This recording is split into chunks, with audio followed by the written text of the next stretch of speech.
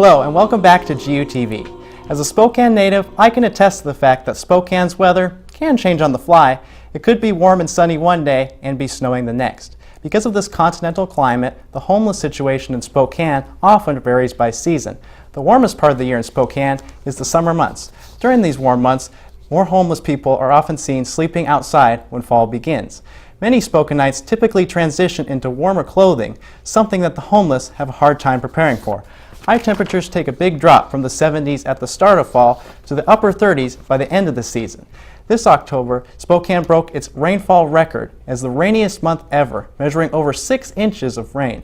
For those living outside, rain drenches the minimal clothing that they have and leaves them with little opportunity to dry off.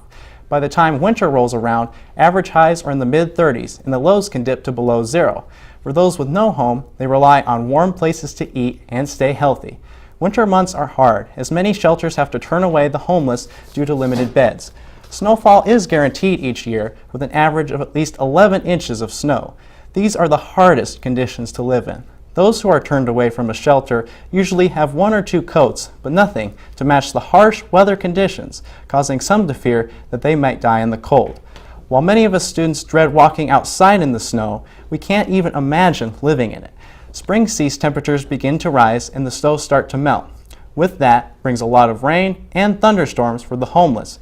Rain is not as threatening as snow, but it does mean they are sitting outside in whatever Mother Nature throws at Spokane. It is important to know the weather climate since it affects homelessness trends in Spokane. For organizations like Catholic Charities, it helps them manage programs that need the most help at different times of the year. And with that, we'll toss it back to Andrew at the anchor desk. Thanks, Robert. As the temperatures drop, sleeping on the streets of Spokane goes from being uncomfortable to dangerous. GUTV's Corey Erickson explores the alternatives to the cold streets that House of Charity provides for Spokane's homeless. The emergency sleeping program on the second floor of House of Charity supplies 109 warm beds for men in need. Unfortunately, there are usually more bodies than beds. In general, those beds are full every night, so it's the difference between sleeping outside and sleeping on a bed. These beds provide a warm place to sleep for homeless men every single night. These men check in to receive clean clothes and access to showers before going to bed. Oh, it's nice to have a warmer place, and be here for a while, you know. The emergency sleeping program is great, but there are still too many homeless people on the streets at night. In the winter, though, full every night and turning people away every night. So we have a standby list every single day, and those people have to come and see if any beds opened up, and they don't find out until 8 o'clock whether they've got a bed or not, and our staff has to let them know whether they'll be inside or outside for that night. This doesn't even include the women that are on the streets at night once other Spokane shelters reach capacity. This has motivated Catholic Charities to reach a much larger goal. To combat this problem, Catholic Charities is turning this dining area into overflow overnight housing. The women will sleep here and the men will sleep right over here. They believe this area is large enough to house all their clients that desire a warm place to sleep at night. One of the main women's shelters here in Spokane is just a couple blocks away, and they turn people away every night. They're a very small shelter, so that's going to give some options for a lot of our female patrons that normally would be sleeping outside. This overflow area will provide a safe alternative to the frigid temperatures outside for all homeless people in Spokane. Corey Erickson, GUTV.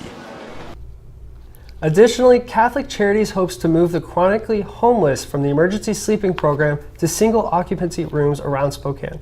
Catholic Charities is in the process of building more of these rooms right now. The health of the homeless in our community is a major concern. The cold, sleepless nights and malnutrition leads to frequent trips to the hospital. House of Charity is committed to providing a place for recovery.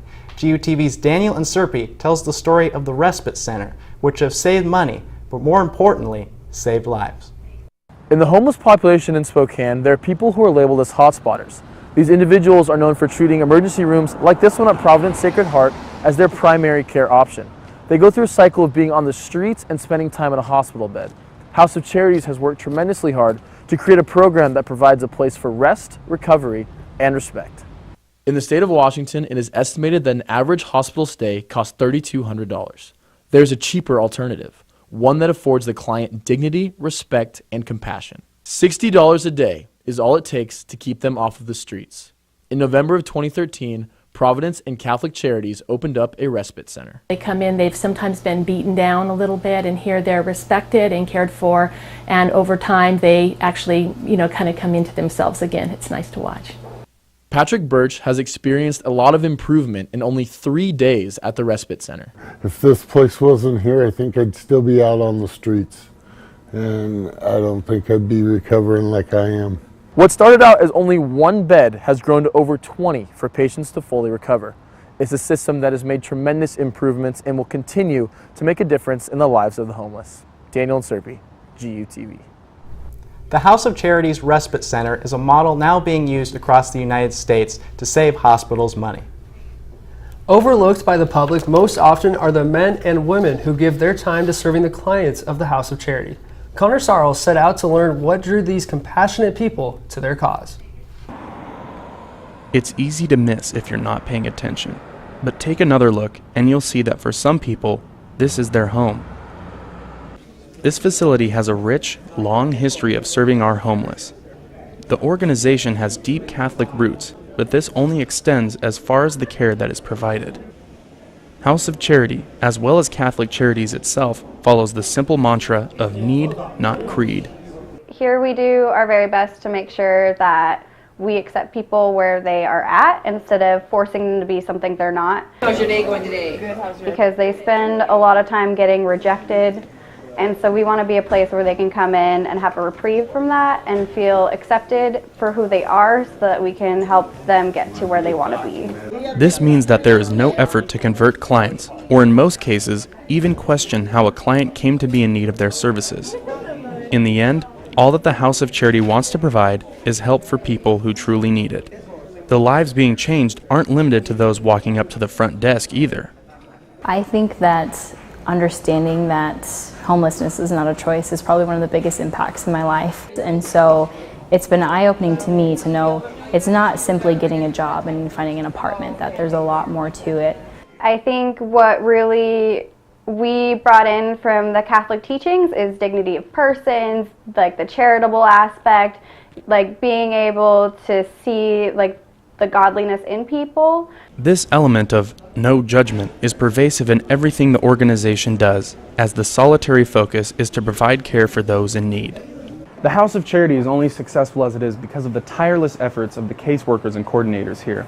These are the first faces you see when you walk through the front door, and for those of us who need these services, there is no one more committed to carrying out their mission of hope and compassion. Connor Sarles, GUTV. Amanda said that one of her most gratifying experiences was moving a client into stable housing after 34 years of homelessness. The House of Charity has seen many residents transition from living on the streets to getting a stable home and job. This is a place where I live. I have somewhere to sleep, something to eat, clean clothes, and $1 million smile. Seth Brinks is just one of those many success stories after the break. He will join us and share his journey. You're watching GUTV.